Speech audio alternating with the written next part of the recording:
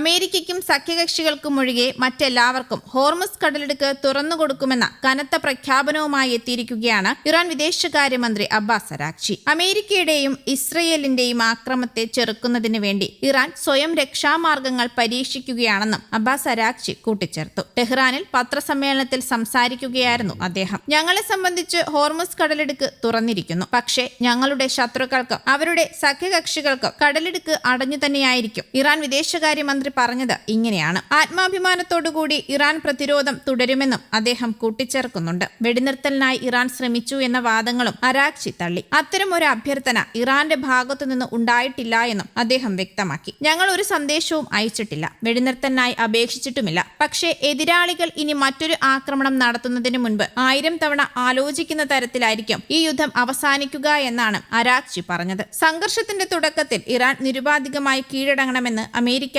ആവശ്യപ്പെട്ടിരുന്നുവെന്നും എന്നാൽ പിന്നീട് അവർ ആ നിലപാടിൽ മാറ്റം വരുത്തിയതായും ഇറാൻ വിദേശകാര്യമന്ത്രി പറഞ്ഞു. ഗൾഫ് മേഖലയിലും അതിനപ്പുറത്തേക്കും വളരുന്ന ഈ സംഘർഷങ്ങൾ ഇറാൻ തിരഞ്ഞെടുത്തതല്ല എന്നും ഇതിന് ആത്യന്തികമായി അമേരിക്കയാണ് ഉത്തരവാദിയെന്നും അഭിമുഖത്തിൽ അരാഗ്ചി ആവർത്തിച്ചു പറഞ്ഞിരുന്നു. ഞാൻ ആവർത്തിക്കുന്നു, ഈ യുദ്ധം ഞങ്ങളുടെ യുദ്ധമല്ല, ഞങ്ങളല്ല ഇത് ആരംഭിച്ചത്, അമേരിക്കയാണ് ഇത് തുടങ്ങിയത്. ഇറാനായാലും മേഖലയായാലും മുഴുവൻ ലോകത്തിനായാലും ഈ യുദ്ധത്തിന്റെ എല്ലാ മാനുഷികവും സാമ്പത്തികവുമായ അനന്തരഫലങ്ങൾക്ക് ഉത്തരവാദി അമേരിക്ക തന്നെയാണ്. അമേരിക്ക ഇതിന്റെ ഉത്തരവാദിത്തം ഏറ്റെടുക്കണമെന്നും അരാഗ്ചി വ്യക്തമാക്കുന്നു. ഇറാൻ അമേരിക്ക സംഘർഷം മൂർധന്യാവസ്ഥയിൽ എത്തി നിൽക്കുന്ന സാഹചര്യത്തിലാണ് അരാഗ്ചിയുടെ ഈ പ്രതികരണങ്ങളും പുറത്തുവരുന്നത്. ലോക എണ്ണ വ്യാപാരത്തിന്റെ വലിയ പങ്കും കടന്നുപോകുന്ന ഹോർമുസ് കടലിടുക്ക് യുദ്ധത്തിന്റെ ശ്രദ്ധാകേന്ദ്രമായിരിക്കുകയാണ്. കഴിഞ്ഞ ആഴ്ച ഇന്ത്യയിലേക്കുള്ള പാചകവാതകവുമായി വന്ന കപ്പലിന് ഇറാൻ കടലിടുക്ക് തുറന്നുകൊടുത്തിരുന്നു. ഇറാന് നിരുപാധിക പിന്തുണ നൽകുന്ന ഇന്ത്യൻ ജനതയെ ഓർത്താണ് കപ്പലിന് കടലിടുക്ക് തുറന്നുകൊടുത്തതെന്ന് ഇറാന്റെ ഇന്ത്യൻ പ്രതിനിധി അബ്ദുൽ മജീദ് ഹക്കീം ഇലാഹിയും പറഞ്ഞിരുന്നു. ഹോർമുസ് കടലിടുക്ക്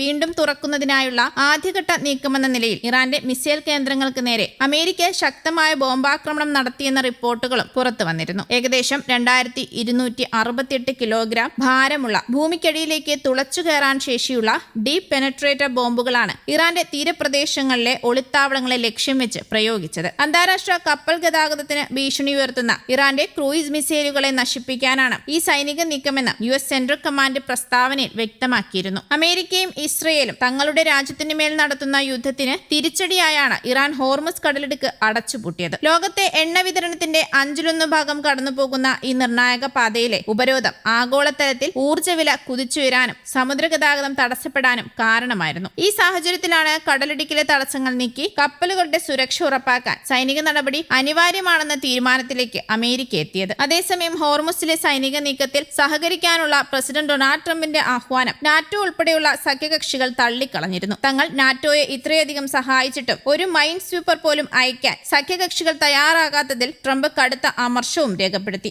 ഇറാന്റെ ആണവ പദ്ധതിയോടുള്ള നിലപാടുകളിലും അമേരിക്കയും സഖ്യകക്ഷികളും തമ്മിൽ ഇപ്പോഴും ഭിന്നത നിലനിൽക്കുന്നുണ്ട്. സഖ്യകക്ഷികളുടെ പിന്തുണ ലഭിക്കാത്തതിൽ അതൃപ്തിയുണ്ടെന്നും യുദ്ധത്തിന്റെ ഉത്തരവാദിത്തം താൻ ഒറ്റയ്ക്ക് ഏറ്റെടുക്കാൻ തയ്യാറാണെന്നും ട്രംപ് കഴിഞ്ഞ ദിവസം വ്യക്തമാക്കിയിരുന്നു. തിരഞ്ഞെടുത്തതു മുതൽ തന്റെ മനസ്സ് പറയുന്നത് അനുസരിച്ച് മാത്രമേ ഇത് അവസാനിക്കുകയുള്ളൂ എന്നും അദ്ദേഹം വ്യക്തമാക്കിയിരുന്നു. News desk Kerala Kaumudi.